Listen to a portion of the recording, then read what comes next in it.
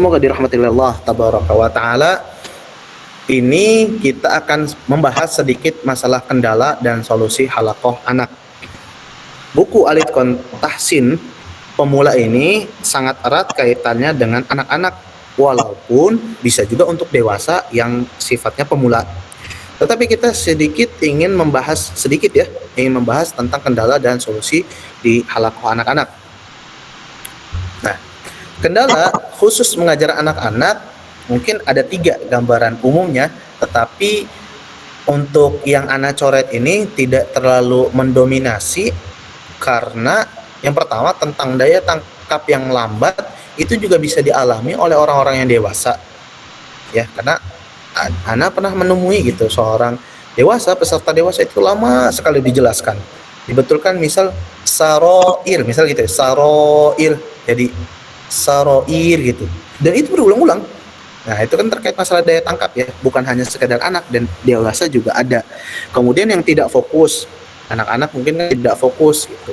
Kita rasanya, anak pribadi merasa untuk dewasa juga ada tidak fokus ketika belajar, mungkin memikirkan hal-hal lain. Nah, cuman biasanya secara lebih yang anak ingin tekankan terkait masalah bercanda atau bermain anak-anak, karena kan senangnya gerak, memang waktunya masa-masa bermain.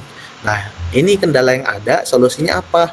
Apakah dihukum gitu? Terkadang kan ada ya, mungkin asatidah yang suruh berdiri gitu, atau suruh apalah gitu ya, suruh nulis, suruh ini, suruh itu. Nah, paling tidak kita bahas sedikit. Baik. Sebetulnya poinnya banyak hal yang mungkin bisa kita lakukan untuk mengatasi kendala tersebut. Karena kenapa? Karena yang sifatnya inovasi itu bisa terus dikembangkan. Dan juga tentunya kita ini sedang membahas tahsin, Al-Itqan Tahsin pemula yang lebih fokusnya ke masalah buku dan isi yang ada di buku. Tetapi ini hanya sekedar sekilas, maka Ana sampaikan untuk mindset kita sebagai pengajar Al-Quran, banyak hal yang bisa kita lakukan yang mungkin itu lebih positif dari sekedar mungkin menghukum ya, angkat kaki 1, jewer telinga gitu. Mungkin ada yang masih mengamalkan itu ya. Mudah-mudahan bisa dicari hal lain yang lebih positif, karena inovasi itu bisa terus dikembangkan. Tetapi paling tidak dari sekian banyak yang bisa kita lakukan, Ana mengingatkan untuk satu hal, jangan sampai mengandung unsur ini, yaitu meruntuhkan apa yang sedang kita bangun.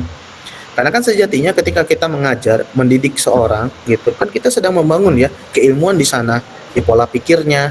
Nah, jangan sampai karena sesuatu kendala ini kita jadi merusak. Kita melakukan sesuatu niatnya sudah baik untuk menghilangi kendala yang ada, untuk meminimalisir kendala yang ada, tetapi ternyata apa yang kita lakukan itu, yang kita anggap itu solusi, malah meruntuhkan apa yang sedang kita bangun. Nah, contoh yang kurang tepat ini yang dialami dan ini juga yang Anda dengar. Jadi pertama, lama beda pembahasan itu maksudnya seperti ini. Ketika guru atau kita fokus pendidikannya itu Al-Quran, misal ya, kalau di Mutkin kan fokus di Al-Quran, anak-anak terlihat bosan atau apa. Nah, guru berinisiatif untuk supaya tidak bosan. Akhirnya cerita siroh bagus tidak bagus gitu. Akan tetapi karena itu kan pembahasan yang berbeda, atau cerita tentang hal-hal lain. Dan itu dalam waktu yang cukup panjang, jangkanya panjang dan sering. Akhirnya apa? Si anak yang tadinya guru itu niatnya untuk membuat anak-anak itu refreshing, tidak bosan, akhirnya yang didapati si anak itu malah tidak fokus. Ditanya Al-Qur'annya tidak bisa, ditanya apa yang diceritakan pengajarnya pun tidak ingat. Ya, jadi bisa dikatakan setelah jangkanya panjang itu sesuatu yang tidak tepat. Begitu juga lama bermain, misal bermain atau refreshing dikit lah, mungkin minum lah, boleh minum, atau peregangan dikit, berdiri, misal gitu kan, biar nggak bosan. Tapi malah keterusan Ustadznya, mungkin seru juga ya. Ustadznya seru juga, keterusan. Dan ini pernah Anda mendengar disampaikan, jadi seorang pengajar mengajarkan suatu ilmu ya dengan niat, karena melihat si pesertanya ini bosen kelihatannya ya, jadi diadakan sebuah game lah, permainan. Cukup lama, akhirnya keterusan. Ya beberapa kali mengadakan seperti itu, bosen, akhirnya solusinya main game. gitu ya. Game ini bukan main game HP ya, bukan ya, maksudnya kayak permainan mencarikan suasana. Tapi suatu saat dia tanya ke pesertanya, gimana materinya, gimana pelajarannya gitu, seru nggak? Oh seru gitu. Apanya yang seru gitu?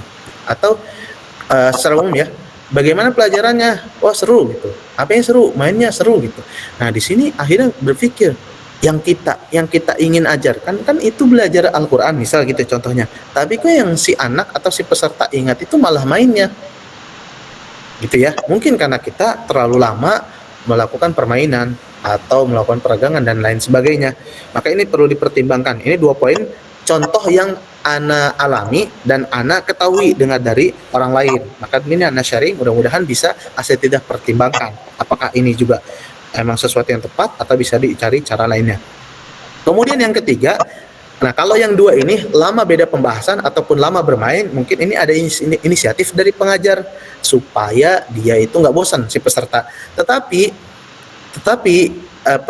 yang ketiga ini si peserta sering dibiarkan, karena contoh misal ya, si anak ini lari-lari mulu nih, nggak bisa diem nih, lari sana lari sini, Ustadznya biarin aja lah karena capek gitu. Akhirnya ya tujuan utamanya dia belajar akhirnya nggak bisa. Memang ini berat dan itu tanggung jawab kita. Makanya perlunya kita mencari solusi terus sebagai pendidik dan perlunya kita sharing sehingga pengalaman satu guru dan memang itu baik, itu bisa dilakukan atau dimanfaatkan oleh pengajar lain dan begitu seterusnya. Dan harapannya dengan adanya grup PMK ini juga kita bisa sharing, jangan sampai kita mengabaikan kendala yang terjadi di halakoh. Jangan sampai kita mengabaikan yang kendala yang terjadi di halakoh akhirnya terus menerus seperti itu. Atau seperti contohnya juga anak datang kemudian karena berisik nih ya, dipulangkan lebih dulu main ke sana ke sini. Si orang tua ngiranya anak itu belajar misal 1 jam dengan kita, padahal kitanya itu udahlah suruh main aja udah, biarkan keluar gitu, udah selesai. Jadi dia setoran pertama misal 5 menit pertama, setelahnya udah selama sejam dia main. Nah ini karena kita pengen ngebiarkan. Ana harap ini tidak kita lakukan. Lebih baik kita carikan solusi yang lain. Nah solusi apa sih? Balik lagi ya, sebagaimana yang tadi Ana sampaikan, sebetulnya banyak, mudah-mudahan nanti kita bisa sharing di grup PMK. Tetapi apa yang ada di Mudkinin, alternatif yang dilakukan Mudkinin, itu harapannya tetap nyambung dengan apa yang sedang dibangun. Karena kan kita kan sedang membangun tahsin ya, tapi khususnya ini itu tahsin pemula tentang bagaimana dia lancar membaca Al-Quran, dan kendala utamanya biasanya huruf itu ketukar-tukar.